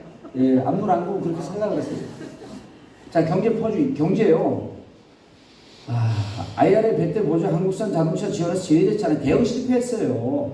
그럼 이거 갖고도 저는 정말 너 대한민국 국가를 대표하는 대통령이야? 이거 갖고는 그 경제 전문가들이 이게 탄핵 사유가 되냐 안 되냐 검토해야 된다고 봐요. 그런데 반도체 생산 과정 너네 생산 어떻게 하는지 우리가 좀 접근할 수 있게 허용해달라고 하는데 이거에 대해서 지금 사실상 대응 못하고 있습니다. 핵심이 이거죠 이번에. 아이고 이 바보들 뭐 하는 거예요 이게. 이번에 요구한 게 3개입니다. 이거 아주 간단합니다. 핵 공유가 제일 낮은 단계예요. 그 다음 전술핵 배치가 높은 단계고 자체 핵 개발이 제일 높은 단계입니다. 이 중에 최소한 핵 공유까지 하겠다라고 큰 소리 치고 한 겁니다. 핵 공유는 뭔지 여러분도 관심 안 가져도 돼요. 절대 안 되기 때문에. 근데 거기 선언문 중에 이게 있습니다. NPT상 의무에 대해서 핵 확산 금지죠. 아무것도 안 된다는 거예요. 원자력 평화적 이익에 관한 협정을 준수를 재확인했대요. 자, NPT 요구하려면요, 다 NPT 탈퇴해야 됩니다. NPT 탈퇴 못합니다. 됐죠? 근데 국힘 뭐라 그래요? 핵동맹으로 발전하는 첨지다. 사실상 최초의 핵공유다. 원내대표가 이렇게 얘기했어요. 정책위 의장까지. 그러니까 미국 에드 케이건 NSC 동아시아 오세아니아 담당 선임국장이 4월 27일 날 이렇게 얘기합니다. 하도 애들이 대한민국 기레기들이 장난을 쳐내니까 그냥 매우 직설적으로 우리가 이 선언을 사실상 핵공유라고 보진 않는다. 얘들 이렇게 얘기해요. 국힘이 나토 이후에 최초의 핵공유래. 나토 간 것도 이것 때문에 갔던 것 같아요. 나토 이후에 최초의 핵공유고 68년 이후에 최초래요. 우리나라가 최초래. 아니랬는데 이거 호시사진 유포로 다 고발할까요 여기 국힘? 감정적으로. 네? 감정적으로요? 감정적으로 얘기한 사람은 그렇게 얘기하는데 감정적으로 느낀 사람 뭐라 그래요? 치료가 필요하다. 하자다. 치료가 필요한 사람들. 자, 이거요. 이제 핵 얘기는 국힘에서 절대 못합니다. 못을 박아놨어요. 이거 핵 안 되는 겁니다. 그리고 여러분 요게 보세요. 핵공유 전술핵 배치 자체 핵 개발 이게 뭔지 아세요? 선제공격도 아니고 방어도 아니고 북한에서 핵전쟁을 일으키고 난 다음에 사후 대응책이에요. 핵전쟁이 벌어지고 난 다음 사후 대응책. 그러니까 핵전쟁이 일어나지 않게 평화체제를 구축하고 이런 게 아니고 북한이 핵을 때려 우리를. 자, 그럼 우리 핵공유 했으니까 이제 대응하자. 북한에서 핵 맞으면요. 이미 다 죽고 난 다음에. 근데 뭘 대응을 해요? 이거 어느 언론에서도 얘기하네. 이거 다 사후 대책입니다. 다 사후 대책이에요. 어느 언론도 얘기를 안 해요. 자, NPT 탈퇴 못합니다. 끝. 뭐라 그랬어요? 핵공유 아니라 그랬어요. 불안해 죽겠어. 자꾸 옵니다. 빨리 끝내라고 하는 것 같아요. 근데 시계도 없어요, 이게. 갈 때까지 가는 거예요, 그만. 고향에 왔으니까 그냥 하는 거예요. 이번에 제가 방송을 하면서 제목을 이걸 잡았어요. 대체 뭔 일을 하고 다니는겨? 국제 호구, 인터내셔널 호구, 대체 뭔 일을 하고 다니는겨? 그러니까 댓글이 왜 우리 고향 말을 거기다 갖다 써? 제일 좋은 타이틀이라고 박수 받았어요. 여러분, 근데요. 자, 여기까지가 이제 지금 상황이에요. 윤 정권을 무너뜨릴 수 있는 외교 리스크가, 자, 미국 팀이요. 미국 팀 따로 만들어야 됩니다. 그래서 민주당이 3, 4분기 되면 일본 문제 또 떠요. 미국 문제보다 일본 문제가 더 뜨고 일본 문제가 뜨게 되면 일본 문제는 물러설 수 없는 저지선이 생깁니다. 그래서 일본 팀, 미국 팀 다 만들어야 돼요. 그래서 다른 분들은 미국 팀에서 뭐라 그럴 때 일본 팀들은 철저히 일본 얘기만 하면 됩니다. 일본 팀에서 뭐라고 얘기해도 미국 팀은 철저히 미국 얘기만 해요. 이렇게 민주당이 역할 분담이 되고 자기 일을 해야 돼요. 지역에 와서 표받는 거는 표받기 힘들면 제가 알아서 쫓아다니면서 다 강의해 줄 테니까 중앙에서 싸워줘야 됩니다. 그래야지 아까 뭐라 그랬어요? 아, 민주당이 잘 싸우는구나라고 하는 뭐가 생겨요? 자부심이 생깁니다. 이제 학습이 돼가잖아요. 총선은 자부심의 전쟁이다. 자, 보세요. 그런데 국힘이요. 윤석열 뒤에 천공이 있으면 민주당에는 천공 위에 만공 정봉주가 있다.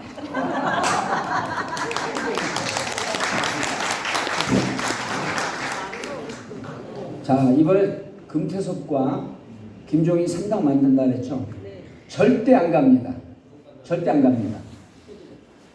김종인, 금태섭, 그분들은 제가 뱃속까지 다 알아요. 근데 국힘을 들여다보면 40표의 정치공학이 살아있습니다. 40표요. 작년 9월 20일 날 주호영이 친윤입니다. 이용호가 비윤인데 42표예요. 국정조사 찬성을 이태원 국정조사입니다.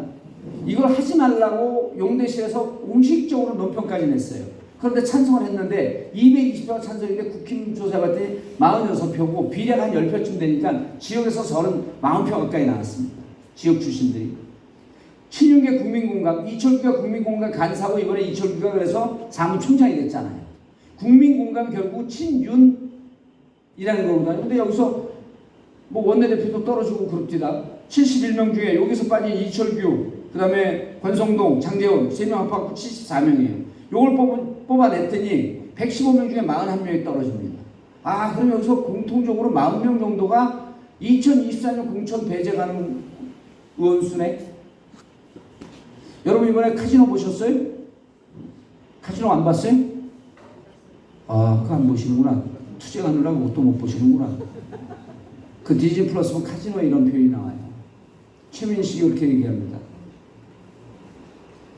아버지를 죽인 원수는 용서할 수 있어도 내 돈 떼먹고 간 놈은 용서할 수 없다. 그 자본주의 사회의 용어인데 정치권 용어는 좀 다릅니다. 아버지를 죽인 원수를 용서할 수도 있고 내 돈 떼먹고 간 놈도 용서할 수 있지만 공천 주지 않는 놈은 용서할 수 없다.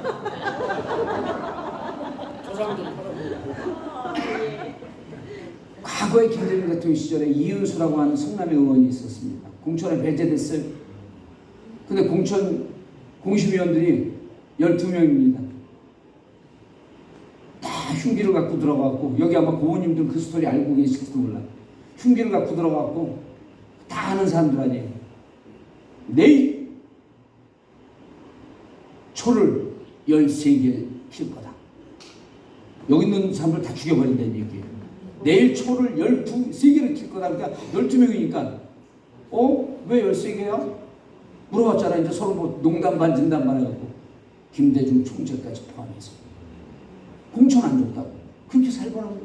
근데 그 다음날 다시 가갖고 미안하다. 그래서 사과하러 온 줄 알았어요. 숫자를 잘못 계산했다. 14개다. 왜요? 너희들 다 죽이고 나도 죽는다. 공천이. 우리 지금 여기 강 의원님 웃고 계시잖아요. 농담도 이런 얘기하면 안 돼요. 근데 공천 얘기 오면 이 일주일을 밤을 샜다가 졸다가도 펼쩍 깹니다. 뭐 공천 어떻게 됐다고? 강 의원님 그렇습니까? 안 그렇습니까? 자, 이 40명 공천 못 받습니다. 윤석열 지지할까요? 자, 적의 적은 누구 편? 적의 적은 동지입니다. 이게 중국 역사에 국공 합쳐할 때 나왔던 얘기입니다. 적의 적은 동지다. 힘을 합쳐서 함께 싸우자. 자, 공천 학살 강행합니다. 왜? 검찰당 건설이 꿈이기 때문에 그렇습니다. 공천 배제원 유승민, 이준석 둘이 사이 안 좋습니다 지금. 그러나 힘을 합쳐야 될 때가 있으면 합칩니다. 제3당 창당 가능성 90% 이상입니다. 정통 보수 신당의 슬로건을 들고, 자, 제가요, 저는 뇌피셜 얘기할 때 뇌피셜이라고 하고요. 제 방송 들어본 분들은 이건 뇌피셜입니다. 자, 이건 정보에 근거한 겁니다. 지금 여기서 드리는 말씀 다 정보입니다. 제가요, 이분들하고 아주 친합니다. 왜? 저는 현역이 아니기 때문에 수시로 봅니다. 정보를 얻어야 됩니다. 이들이 연구하고 있는 게 2016년, 2015년서부터 탈당해서 안철수, 또 누구죠? 김한길 탈당해서 국민의당 만들어서 이때 37명이나 38명이 당선합니다. 요 모델을 통해서 정통 보수 신당을 만든다는 흐름이 있습니다. 거기에 금태섭, 김종인은 대상입니다. 나중에 연대하겠죠. 그런데 자, 사람들이 이렇게 얘기합니다. 바미당 실패 경험이 있기 때문에 탈당 안 한다. 바미당은 언제 탈당했죠? 2017년입니다. 2017년 다음에 총선이 있었습니까? 선거가 없을 때 탈당한 건 필패입니다. 그리고요, 바미당은요 실패한 적이 없어요. 왜? 실험을 안 해봤으니까. 탈당했다가 이 길이 아닌가 봐요. 오늘 다시 간 거예요. 총선에 도전해 본 적이 없어요. 그런데 이번 총선이 있어요? 자칫 잘못하면 이렇게 될 수 있습니다. 영남 쪽에서 민주당이 밀리면서 국힘과 제3당이 경선하는 과정이 될 수도 있습니다. 이게 호남에서 민주당과 국민의당이 경선하고 국힘은 존재도 없었던 것과 좀 비슷한 형국입니다. 자, 그러면 우리는 영남에서 만약 이렇게 만들어지면 민주당과 제3당은 적의 적이기 때문에 동지적 관점에서 뭐라 해야 됩니까? 제도 연대의 가능성이 해야 된다가 아니라 보이기 시작한다. 자, 이 전략적으로 이 부분은 미래 부분입니다. 미래학 부분입니다. 여러분 너무 부담 갖지 마세요. 자, 민주당은요 제3당과 반윤 깃발로 제도 연대 가능성을 펼 수 있다. 이제 상상력이 막 날개 펴니다. 여기서부터 뇌피셜입니다. 미래 얘기이기 때문에. 자, 그런데 선거구제 개편인데 선거구제 개편하면 단에서 이 얘기 하지 말라 그래. 근데 좀 상황이 달라졌어요. 어제 누가 됐죠? 박강원 의원이 원내대표 됐습니다. 80표, 85표는 넘게 받은 것 같죠? 자, 여러분 박강원 된 것 때문에 뭐 인터넷 보니까 분위기 험악해요? 그럴 필요 없습니다. 이미 엎질러진 분이고요. 그분이 민주당 승리를 위해서 잘하도록 격려하면 됩니다. 뭐가 있죠? 박강원 의원은 제가 알기로는 대선거구제 개편론자예요. 예, 여러분 이거 오해하지 마십시오. 대선거구제로 가면 내각제로 간다 그러면서 인터넷에서 아무것도 모르는 사람들 막 비판하기 시작해요. 대선거구제는요 선거구제법이에요. 선거구제 개편 선거법. 내각제는요 헌법 개정입니다. 대선거구제로 가니까 무조건 내각제로 간다? 자, 그럼 내각제 대표적인 나라 영국이 대선거구제예요? 소선거구제예요? 소선거구제예요. 제도와 제도는 아무런 연관이 없습니다. 대선거구제로 서로 간다고 하더라도 내각제로 안 갑니다. 개헌은 안 됩니다. 왜? 국민들이 80%가 반대하기 때문에 내각제 안 됩니다. 그런데 대선거구제 하면서요 제가 아이디어를 드릴게요. 이해찬 대표도 요 반대합니다. 그러나 지금 비례가 몇 명이죠? 47명입니다. 자, 수도권에서 민주당이 지고 여기 세종에서도 그렇게 되면 1대1로 나눠먹는 거 아니야? 이런 분위기 때문에 대선거구제로 가는 것을 반대하는데 대선거구제를 주장하는 학자들은 대선거구제로 가는 순간 비례성이 보장되기 때문에 비례대표가 필요 없다고 얘기를 합니다. 그럼 300석이요. 한 10석만 의무적으로 놔두고 290석이 지역구가 됩니다. 그럼 민주당 현재 169명 의원, 171명 의원이 떨어질 가능성, 줄 가능성이 없어집니다. 국힘이 조금 더 늘겠죠. 자, 그러면 근데 왜 해? 자, 선거구제 던지는 순간 정치권 제2 블랙홀이 만들어집니다. 그러면 3명 뽑아, 4명 뽑아, 5명 뽑아 그러면 어떻게 돼요? 제3당 창당돼서 한 지역에서 한 명이 아니라 2명, 3명, 4명 3명, 4명 뽑으니까 제3당 창당이 가속화되면서 국힘이 분열될까 안 될까요? 너무 급격스러운 얘기하니까 정신들이 없어. 자, 여러 명을 보게 되면 국힘 분열될까 안 될까요? 됩니다. 민주당 분열 안 됩니다. 왜? 민주당 공천학살이 없기 때문에. 민주당 걱정하지 마십시오. 절대 안 됩니다. 이재명 대표가 공천학살 하지 않는다 그랬어요. 박강원 원내대표가 되면서 서로 견제하면서 균형이 만들어진 게 오히려 우리한테는 잘 됐을 수도 있습니다. 공천학살 못합니다. 제도적으로 하면 됩니다. 자, 그런데 국힘은 제3당 창당이 가속화됩니다. 한 40명 공천 못 받은 사람이 나와요. 그럼 그분들 누구 편이에요? 우리 편. 우리 편 될 가능성이 높습니다. 땡큐. 기다려라 우리가 합니다. 오늘 플래카드 보니까 정봉주 그가 왔다. 여의도에 제3당 그들이 오고 있다. 국힘이 분열되고 있다. 여러분 공천 못 받으면요, 아까 강 의원님 끄덕끄덕 했잖아요. 공천 못 받으면 다 죽여버려. 그럴 일 없습니다. 꼭 받으실 겁니다. 강 의원님 절대 그런 일 없어요. 표정이 바뀌었어. 저를 막 노려봐. 어휴. 자, 근데 개헌이 또 있어요. 자, 요 상상력은요, 한 2,000건 이상의 정치학자들의 논문에서 찾아낸 겁니다. 정치권, 죄송합니다. 제1 블랙홀입니다. 개헌 던지면요. 근데 김종인 위원장이 개헌 얘기했죠? 개헌 얘기했습니다. 자, 개헌은 뭐냐면요. 이제 이게 긴 길이 와갖고, 자, 요거는요. 이런 가능성으로 저쪽을 흔들어 놓자는 겁니다. 이런 가능성으로 윤석열 임기를 저는 조기 종식할 수 있다라고 하는 가능성을 제안하는 겁니다. 중앙지검장 임기 몇 년이죠? 2년이요. 검찰총장 임기 몇 년이죠? 2년. 윤석열은 대통령 임기도 2년인 줄 알고 있을 것 같다. 그렇죠? 4월 10일 총선 때 되면 임기가 2년 됩니다. 그때 내려오면 제일 맞아요. 그죠? 여러분 한숨 쉬지 마십시오. 막스 베버가 그랬어요. 정치는 항상 장밋빛 인생이 아니라 검은 잿빛 같은 어둠의 결과이다. 항상 실망스러운 결과이지만 그럼에도 불구하고 불굴의 의지로 버티는 것이 정치인의 소명의식이다. 우리는 희망이 없는 것 같지만 그 희망 속에서 0.1%의 가능성을 갖고 윤석열을 끌어내릴 수 있는 길이 있다면 가는 거다. 헌법 개정이 뭘까? 자, 이런 내용이 있습니다. 국회 3분의 2 찬성. 지금 민주당 이번에 보니까요 183명이 찬성했어요. 그게 민주당 표입니다. 그럼 17표만 있으면 개헌할 수 있을까요? 아니 183명이 찬성했어요. 이번에 특검법에. 그럼 17표만 더 있으면 200표가 있어야 되니까 개헌 국회 의결할 수 있을까요? 없을까요? 일단 수치상으로만 보세요. 있죠? 근데 우리가 뭐 제도를 막 바꿔. 그럼 창당하는 사람들이 40명의 의원이 국힘. 그분들 윤석열이 미워요? 이재명이 미워요? 윤석열이 공천 안 적고 나왔는데 그분들 중에 우리 개헌하자 오면 국회 의결이 가능합니다. 예? 1년 무지하게 긴 시간입니다, 여러분. 그리고 이렇게 국회 의결이 되면 30일 이내 국민투표에 붙여야 되는데 4월 10일 총선이 있잖아요. 총선 때 국민투표 같이 하면 얼마나 좋을까? 그럼 개헌이 되는 거예요. 자, 개헌의 내용에 고민하지 마십시오. 원포인트로 하면 됩니다. 4년 중임제로 하면 됩니다. 너무 복잡하게 생각하지 마십시오. 쉽게 갑시다. 일단 지금은 개헌 4년 중임제를 하고 그 다음에 또 가면 돼요. 내용만 살짝살짝 바꾸는 거니까. 그런데 개헌에 숨어있는 비밀을 찾아라. 뭐 이렇게 금방 제가 설명한 거예요. 대통령은 피할 길이 없어요. 무조건 공고해서 해야 됩니다.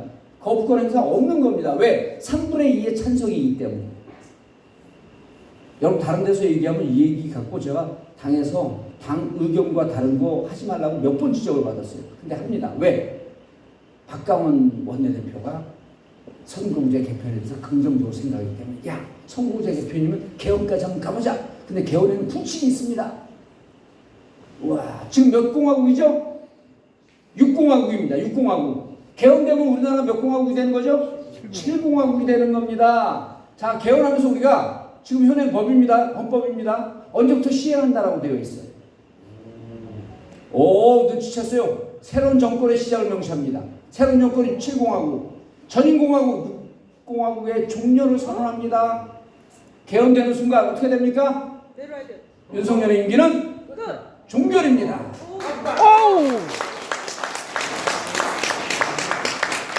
여러분 이런 상상을 해야지 엔돌핀이 도는 거예요. 상상 같죠? 아까 뭐라 그랬어요? 아까 막스 베버 뭐 좀 멋진 얘기를 했는데 다른 얘기를 할게요. 정치인은요 지나가다가 머리카락이 떨어져 있습니다. 그럼 죽습니다. 그래서 이 머리카락을 쫓아갑니다. 쫓아가다 보면 동아줄이 나옵니다. 동아줄을 계속 쫓아갑니다. 쫓아가다 보면 뭐가 나와요? 동아줄에 묶여있는 소가 나옵니다. 그래서 정치인은 머리카락이 있다고 포기하지 말고 그 머리카락을 쫓아가서 소를 만드는 게 정치인의 강렬한 의지입니다. 덕목이에요. 강 의원님 맞죠? 예. 공천 좋습니다. 여러분 7공화국이 시작된 다른 사람들이 이거 헷갈렸고 이제 보기 시작해요. 7공화국이 시작됐는데 6공화국 대통령이 어떻게 남아 있습니까? 이건 너무나 뻔한 얘기이기 때문에 끝입니다. 그래서 이제 조만간 이걸 다 알아듣고 국힘에서 개헌에 찬성할 사람들 생기게 되면 우리가 하지 않고 촛불 시민들이 이렇게 구호를 외칠 거예요. 개헌으로 임기 단축. 윤석열을 끝장내자. 87년 개헌 투쟁하고 똑같지 않습니까? 아니 이렇게 하자는 얘기가 아니라 이런 상상도 있다. 아니 이런 거 갖고 법적으로 저를 처벌할 것 같으면 우화 쓴 사람들, 동화 쓴 사람들 다 갖다 감옥에 쳐놓으죠. 해리포터 쓴 작가도 감옥에 쳐놓으죠. 상상력인데. 여러분 그런데요. 아까 대선거구장 우리가 의석수를 좀 뺏길 수 있다 그랬잖아요. 근데 이미 지역구가 다 됐어. 지역구가 290석이야. 그런데 4월 10일 날 국회의원 선거를 하는데 야 여기서 개헌까지 같이 하는데 이번 개헌이 되면 윤석열의 임기가 끝장이 난대.